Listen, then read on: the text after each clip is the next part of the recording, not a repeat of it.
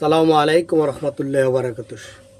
বেতাগিবাসী এবং বরগুনাবাসী সবাইকেই বলতেছি, বিষখালীর পারে লঞ্চঘাট বেতাগি যে বিষখালী নদী আছে, লঞ্চঘাট বেতাগি লঞ্চ টার্মিনালের পাশে কাঠপট্টিতে এইখানে শাহজাহান চেয়ারম্যান সাহেব আপনাকে বলা হইতেছে এবং আশা করি আপনি অনেক ভালো মানুষ, আপনার অনেক নাম আছে, আপনি ওই এলাকার অভিভাবক, আপনার সামনে এত কিছু ঘটতেছে, আপনি যে কিছু বলতেছেন না, বিষয়টা আমরা বুঝতে পারতেছি না। দেখেন, আমার কোনো লাভ লস নাই, কিন্তু আমি যা একজন মুসলিম হিসাবে আমার দায়িত্ব। এখানে জেনা ব্যভিচার চলে, এখানে পরকীয়া চলে, আপনারা সবাই অবগত আছেন।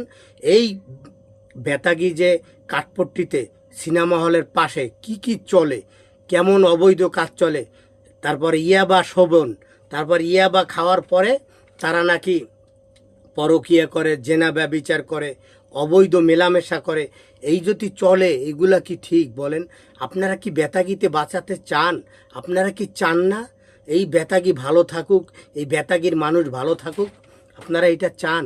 এই বেতাগি অনেক সুন্দর একটা দেশ, সুন্দর একটা জায়গা, আমাদের দেশ। আপনি এটা বলতে পারেন, আপনার এত সমস্যা কি? কেন আপনারা নতুন বাংলাদেশ গর্ব মোরা, নতুন করে আয় শপথ মিলা। ভাই, আমি বাংলাদেশের নাগরিক, বাংলাদেশের প্রত্যেকটা কোনায় কোনায় আমার যাওয়ার অধিকার আছে, প্রত্যেকটা কোনায় কোনায় জায়গা কেনার অধিকার আমার আছে। সত্য না মিথ্যা আপনারাই বলেন। এখন বেতাগি হলো আমার জন্মস্থান, এটা নিয়েই তো আমি আগে শুরু করবো না, আমি সব জায়গায় শুরু করবো। আমি তারেক রহমান সাহেবকে বলতেছি, আপনাকে আমি অনেক ভালোবাসি, কারণ আপনার উপরে অনেক অত্যাচার গেছে, এটা আমি জানি, শেখ হাসিনা যখন ছিল। দেখেন, আপনার আম্মু একজন ভালো মানুষ ছিলেন, আপনার মায়ের কথা মনে উঠলে আমার কলজাটা কেঁপে ওঠে, কারণ আমি খালেদা জিয়াকে অনেক ভালোবাসি, আমার মায়ের মতো ভালোবাসি, নাম্বার ওয়ান। এবং বিরোধী দলের নেতা যারা আছেন, ডক্টর শফিকুর রহমান সাহেব, আপনাদেরকে তো আমি অনেক ভালোবাসি, আমি করি জামাত, আমি জামাতের সাপোর্টার, শিবিরকেও আমি অনেক ভালোবাসি, কারণ আপনারা হলে এই দেশের নাগরিক, বাংলাদেশের নাগরিক। আপনাদের কাছে বিনীতভাবে আবেদন যে বাংলাদেশে জেনা ব্যভিচার বন্ধ করা হবে, পুরো বাংলাদেশে।